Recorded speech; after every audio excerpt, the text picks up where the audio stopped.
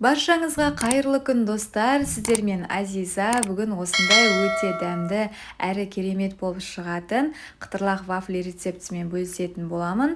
Сондықтан да видеоны міндетті түрде соңына дейін қараңыздар. Және де қазақша контентті каналдың дамуына өз үлестеріңізді қосып, каналыма жазылып, лайк басып, және де пікірлеріңіз болса, пікірлеріңізді де жаза кетіңіздер.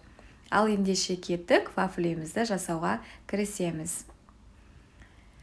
Ең алдымен бөлме температурасында тұрған сары майымызды аламыз. Осылай еріп тұруы қажет.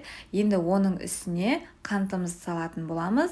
Жақсылап миксерлеп алатын боламыз. Егер де сіздерде миксер болмаса, венчикпен немесе шанышқымен де араластыруға болады. Мына жерде мен жұмыртқамды қоюға ұмытып кетіппін.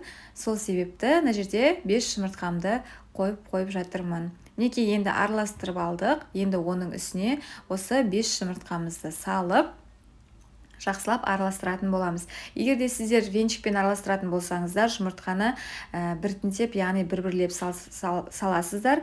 Ал миксермен болатын болса, онда барлығын бірден салып жүруге болады. Енді алдын ала електеуін өткізілулі тұрған ұнымызды 2 бөлікке бөліп салып, жақсылап араластырып алатын боламыз.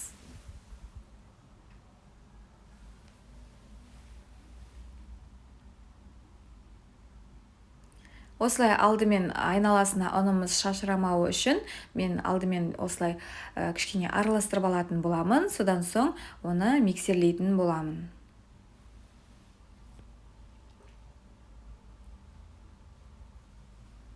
Екінші бөлігінде ұнымызды салып, жақсылап араластырып алатын боламыз. Ешқандай комочка қалмау керек, сол үшін жақсылап араластырып алатын боламыз. Мінекей осындай массасы шығуы қажет. Енді вафельницамызды жақсылап қыздырып аламыз. Содан соң оған кішкене бөліктен осылай салатын боламыз.